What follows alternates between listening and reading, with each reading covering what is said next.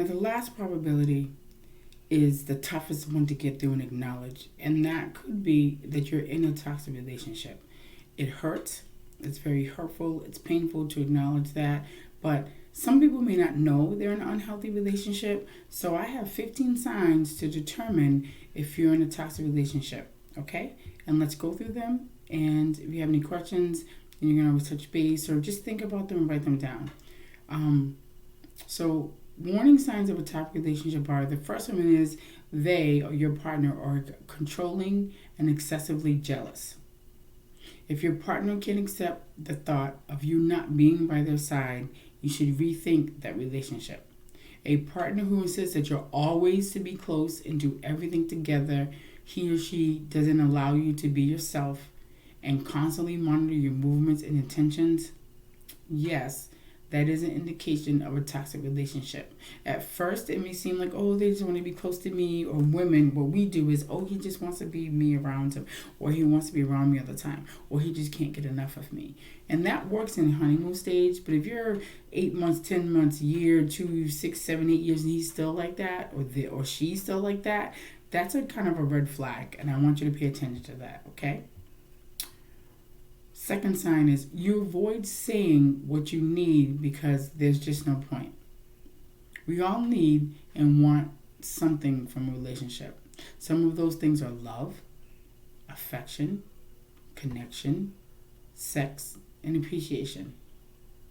If you try to talk about these needs and the talk ends up in a fight or empty promises, jealousy, or madness, you'll either bury the need or resent it, or resent that it keeps being overlooked. Either way, it's toxic. So you have to talk about your needs. Everyone has needs in a relationship, and you have to be able to talk with them, with your partner, about your needs. It's not about being needy. It's about what you need to feel loved and to feel safe and to feel appreciated in that relationship. And that's very, very important, because if you don't feel those things, you're going to leave, right? All the love and the understanding comes from you. You can't hold a relationship when all the works come from one side. If you're doing all the work to keep the relationship, it's one-sided, that's not good. Things will not change if you push harder or work harder. If you give all of your emotions to try to change things, let it go. You are enough. If you're not able to live with that relationship, give that what you think you should give, but no more than that.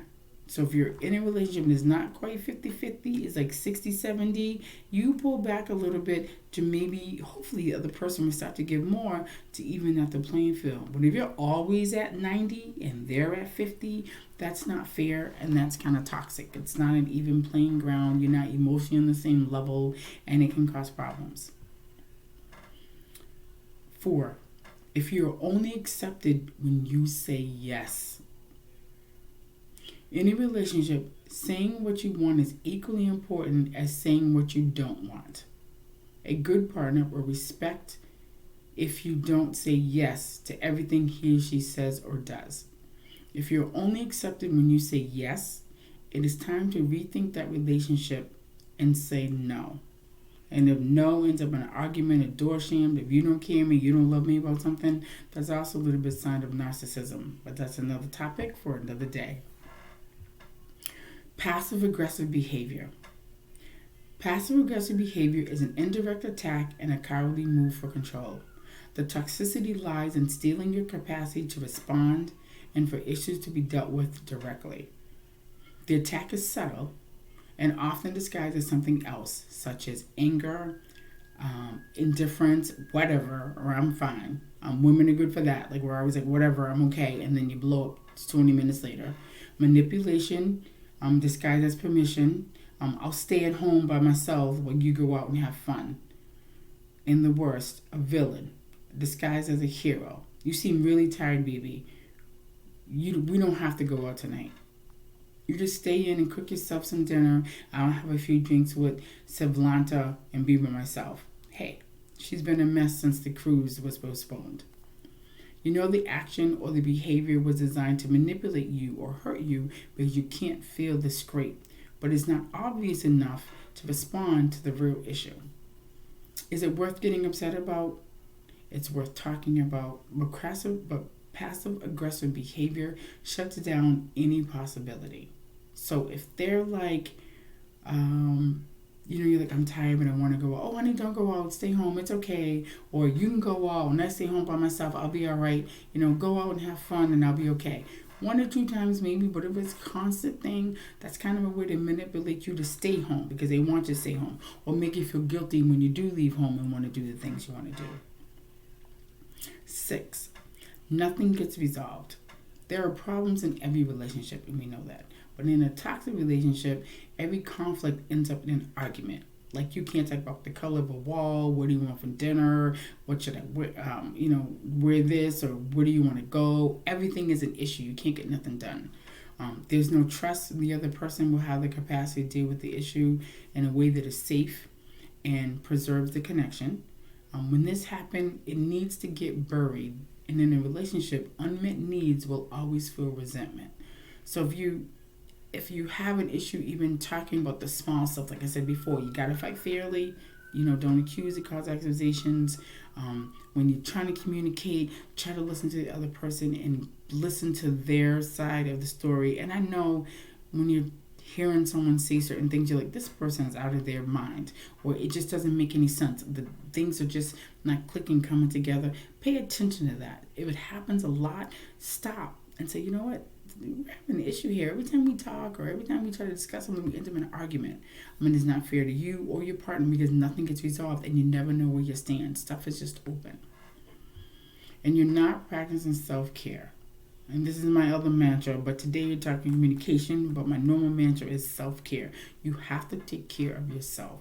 Self-care is not selfish. It's a sense of preservation. It's a sense of loving yourself, enough to know when something's not right. It's not about your partner's behavior. Your behavior patterns can be red flags for a toxic relationship. Self-care is vital to every relationship to keep toxicity out. A toxic relationship is when you're not engaging in self-care. If you're neglecting me time, for example, you're dropping all of your activities in favor of your partner's schedule, yes, that's a sign of a toxic relationship. If you're doing everything for that person, you're picking up all the kids, you're going to the grocery, you're making all the meals, putting the clothes out, you're doing the laundry, you're doing everything to appease them, but they're not doing nothing to help appease you, you're getting worn out, you get worn down, you get tired, and eventually you say, I'm done, and the relationship goes awry. You keep waiting for them to change. People need to realize just because they can find some positive aspects of the relationship doesn't mean they should stay in it. One of the biggest signs of a toxic relationship is when one of the partners hopes and waits for the other partner to change his or her toxic behavior and nothing's going to happen. You hoping that they change without communication, without fighting fairly, without self-care is not going to work because they're not going to change. It's a dual responsibility. Relationships take a lot of work. When you first get together, you fall in love in that honeymoon stage. When the honeymoon is over, ish gets real. Bills, babies, jobs or no jobs. And then with this COVID, you've been in the house for 8, 7, 18 months, days. You're at the brink of bursting. You can't hope for change. You have to see change. You have to have that good conversation. You have to have that fight, fairly argument, and talk about what is needed or what you need to feel loved and cherished and appreciated in the relationship. And same as the men. Men were never taught to show their emotions. So their emotions come out as anger, maybe as disrespect, maybe as an attitude if they don't care, because they weren't taught to share their emotions or express themselves that way. But when you are in a relationship and you want this relationship to come to fruition and to blossom, you have to allow them some time to get to that point, but also show them that you still love them, respect them if they show you emotions. Like, men aren't supposed to cry.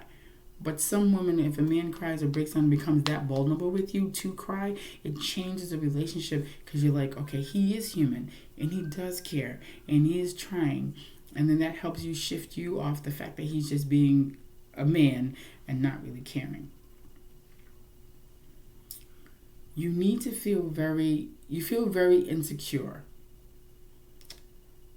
in the relationship or just in being. So a marriage counselor by the name of Rachel Sussman says, when you're in a healthy relationship, there's a significant back and forth when you're complimenting each other, bringing out the best in each other, and learning each other. I care about you, and I'm here for you, and this is why. These things are not happening in a toxic relationship. So if you are insecure around your partner, you're not in a healthy relationship. Again, men aren't always able to show their emotions or express how they feel. However, if you give in, and most women do, if we share that, honey, you look good today, or you've been working out, or that's hard to do. It's very hard to do. And I know it's hard to stroke a man's ego, or at least make him feel needed or somewhat appreciated. It's hard because men are men and this is what they do, and women are taught certain ways and men are taught certain ways. But if you can at least make him feel appreciated and loved and that he's cared for in any capacity that he's in, it may change that for him, and he may open up and start to share more, and you can fix anything that may out of the rough edges.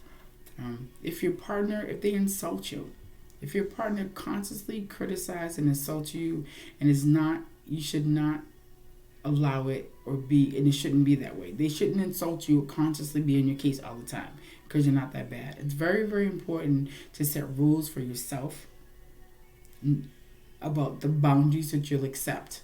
No verbal abuse, no physical abuse, no emotional abuse, no mental abuse. You have to set boundaries. And boundaries doesn't mean that you don't care about the other person. Boundaries mean that you love yourself. You love yourself enough to not take that type of behavior, okay? You are better, and you should be a better person because of it. You guys should better each other. Relationship is two people that's separate. They come together and they better each other. Shrilling insult at each other does not help. It breaks down the other person's self-esteem. It breaks down their self-value. And you don't want to build it. You want to try to build each other up. But if you're in an unhealthy or toxic relationship, that's what they do all the time. Because in order for them to feel good about themselves, they make you feel bad about yourself. And that's what that's about. And that's not good. And that's a sign of a very unhealthy relationship. Number 11, they don't let you go out with your friends. One of the warning signs of a toxic relationship is that you barely see your friends. And when you see them, you bring your partner with you. It is important to know that sometimes a relationship needs space to grow. Spending a lot of time together is so normal at the beginning of love, but when this time goes on, it's good to give each other a little space, and so that you can grow and still expand. So, I know when you first get together, you're together, but you had friends and family before you was with this person.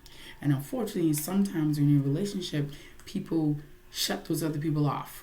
And you get isolated. And isolation is a bad thing because you just stay with that person all the time and things could happen and nobody else knows about it. But people need to be around other people and other dynamics and other relationships, friendly relationships, in order to grow your own personal relationship, because you feed off of your friends. Your friends were there before you met this person. They would be there after, hopefully, unless the person drives them off or drives them away. But if you have friend dates, your time, my time, and our time. So you have time to yourself, he has time to himself, and then you have time together. And schedule that time because it's precious. Your time with your mate should be loving, caring, special, quiet, sensitive, creative, opportunative. When you guys are together, you guys should be brainstorming with each other, or storyboards for each other, or you just run stuff by each other where you guys can grow. Even with the relationship or how you run a home, you talk about home or kids or family, finances, or buying a house or buying the new car. Your time together is very special and it's very sacred, and you should treat it as such. Another sign of toxic, if they go through your phone. This is something that even I see young couples argue, 15, 16-year-old people argue about my phone. Checking someone's phone or email is not showing love, is an invasion of privacy, and signs of unhealthy relationship. I don't care if you say, I have nothing to hide. That's not the point. The fact that someone goes to your phone, which is your phone that you may or not pay for, but you set up your stuff without your permission, just looking for stuff, is not healthy. Because most times they say if you're looking for something, you're gonna find it. Whether it's there or not, they make it up. This kind of behavior is isolating to partners, and it can lead to domestic abuse. You must trust each other, because trust is the most important thing. Because if you can't trust someone, then why are you with someone?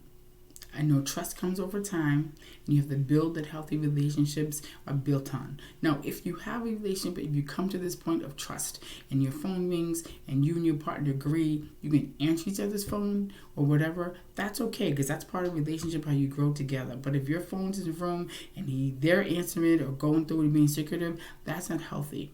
And that's something where you have to build that boundary about that and really have that good discussion, because it can cause a lot of arguments. 13, you don't have a positive feeling about the future. As relationships start unwinding,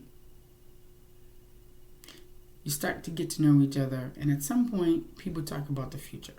Usually after a couple of months, there's talks of exclusivity, which means you decide that you're going to be exclusive to each other. Some people have it earlier, some people have it later, but have this conversation. Because I've seen a lot of people where they never have the conversation. 3, 6, 7 months, a year in, they find, the person with someone is cheating, but you guys never had the conversation that you're exclusive with each other. And that's important, so that each other knows each other's boundaries. So you know your boundaries with that person. If you never have the conversation, then you don't know where you stand. There's a saying that if there's no ring on it, you're technically still single. And a lot of women give husband attributes and boyfriend attributes to people that's in their lives that the other person has never agreed to that. So stop doing that. If you're with someone in your life right now and you haven't had this conversation, take a pause. Go back to the 7 ways to communicate and how to fight fairly, and have this conversation so you know where you stand with this person. If they don't want to get married, if they don't want to have kids, or if they already have kids and they're not thinking about kids, or they want kids next month and you want kids in 2 years, these types of things can harm a relationship, but they can also be toxic as if they are not discussed, because your partner or you could be thinking they're exclusive and you're not. Then there's feelings of insecurity, then there's cheating, then there's anger, which can lead to abuse, and it's a whole nother subject. So you get this done early, or at least 3, 4 months, 4, 6 months in there, when you're feeling closer, or when you start feeling like I could be with this person for a very, very long time. Have the conversation, make it open, make it fun, make it caring, share your ideas of what you think about in the future. I've seen couples where they've been together 2 or 3 years and they've never talked about discussing having children. And then she does, he doesn't, or he does and she doesn't, and now your relationship ends because that's a deal breaker for some people. And create that list too. What is a deal breaker for you? I would tolerate this, I would not tolerate that. This is good for a good boundary, this is not a good boundary. Have that type of conversation when you're talking about the future. And as again, with the other ones about fighting fairly, don't blame other people for your problems. If you're in a relationship, whatever problems you have are between you and your partner. Yes, other people may put their 2 cents in. Opinions are just what they are. They're opinions. You don't have to take them. You can listen to them and take the information that you need that may fit your individual situation. Okay? And again, as with the other things of fighting fairly, if nothing gets resolved, that could be toxic. If you're together, working every day, having conversations, making plans, and nothing gets done, nothing gets resolved, that can be toxic, because you're always at a loose end. You get no closure, and having no closure, things are always just open. You need closure on topics and situations and conditions so that you can go to the next step. And if any of these 15 steps hit you and you're like, wow, I think I'm in a toxic relationship, that's okay. Don't panic. A lot of us are in different ways, and there's things you can do. If some of these red flags sound familiar, it's time to take some action. If it's toxic, it's changing you, and it's time to leave out or put up a very big wall. Be clear about where you are when the relationship starts and where you begin. Keep your distance emotionally and think it's something to be managed rather than something to be beaten or understood. Look for the patterns and look for the triggers. Be mindful of what is okay and what isn't. Above all else, know that you are strong, complete, and vital. Don't buy into any tiny-hearted, closed-minded push that would have you believe otherwise. You are amazing. These are some of the signs that are toxic. If they're happening to you, it's time to rethink your partner and take some steps. At the beginning, it's going to be very, very hard. Relationships are not hard for anyone. But you don't necessarily have to leave the person you're in a toxic relationship. You can switch that relationship around to make it healthy. And to make it healthy, you have to practice self-care. Get yourself centered. Get yourself in the best healthy mode mentally, physically, emotionally. Get yourself together, and then as you change and get healthier and provide the boundaries and create more self-love, they can see that change. They either can participate or they can leave, but you don't have to abruptly abrupt a toxic relationship unless they don't want to try or they're narcissistic. If you're in an unhealthy relationship, it can be changed to a loving, caring kinship. Okay? Thank you for coming. If you want to hear more from Coach Lori, my website is www.thesoloprovider.com. You can see there's little tidbits about self-care and other things that you can do. Thank you for coming. Share your relationships. Try the communications. Fight fairly. Everyone has arguments, but you have to fight fair in order to fix things. Life is very crazy right now. 2020 has been crazy. Your home should not be crazy. Your home should be your haven, where you are, where you love, where you grow, where you cherish. Make the changes on yourself first. Your partner will see those changes, and hopefully it will make them want to change for you. Okay? Set those boundaries so that you're always at your best self. Be your best self. Live your best life. That's my gift to you. That's my prayer for you. And thank you. And I'll see you next time on the Coach's Corner. Bye.